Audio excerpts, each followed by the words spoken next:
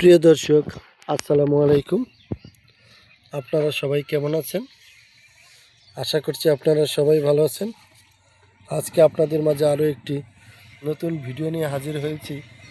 আপনারা অবশ্যই এই ভিডিওটি শেষ পর্যন্ত দেখবেন।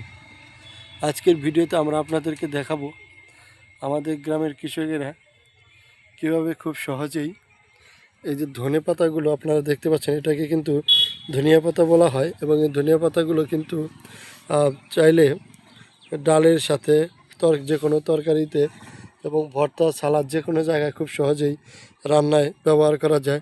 এবং এই ধনে পাতাতে কিন্তু প্রচুর পুষ্টিগুণ রয়েছে এবং এই ধনে পাতা চাইলে কিন্তু আপনারা নিজেরা আপনাদের বাড়ির আঙিনায় উঠোনে খুব সহজেই চাষ করতে পারেন। এবং এই ধনে পাতাগুলো চাইলে যেরকম নিজেরা খাওয়া যাবে, চাইলে কিন্তু এগুলো বাজারে নিয়ে বিক্রি করাও যাবে। তো দেখেন আমাদের গ্রামের কৃষকেরা কিভাবে এই ধনে পাতাগুলো চাষ করেছে। ধনে পাতা চাষ করার জন্য প্রথমেই যে কাজটা করতে হবে সেটা হলো জমিতে কয়েকটি ভালো করে চাষ দিয়ে নিতে হবে। চাষ দিয়ে নেওয়ার পর মাটিগুলো আপনাদেরকে ঝুরঝুরে ও আগাছা পরিষ্কার করে নিতে হবে।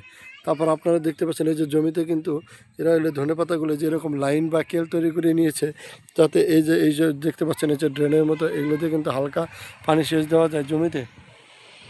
তো আপনারা দেখতে পাচ্ছেন এই যে অনেক ধনেপাতা হয়েছে এবং আরও ধনেপাতাগুলো এগুলো কিন্তু বাজারে নিয়ে বিক্রি করবে।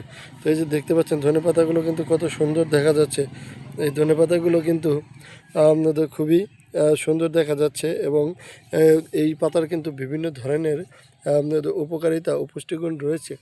তো আপনাদের কাছে যদি আজকের এই ভিডিওটি আপনাদের ভালো লাগে তাহলে এই ভিডিওতে একটি লাইক দিয়ে চ্যানেলটি সাবস্ক্রাইব করে দিবেন এবং ভিডিওটি বেশি বেশি শেয়ার করে দিবেন। আপনাদের সাথে আবারও দেখা হবে নতুন কোনো ভিডিও নিয়ে। সেই পর্যন্ত আপনারা সবাই ভালো থাকবেন। সবাইকে ধন্যবাদ। আসসালামু আলাইকুম।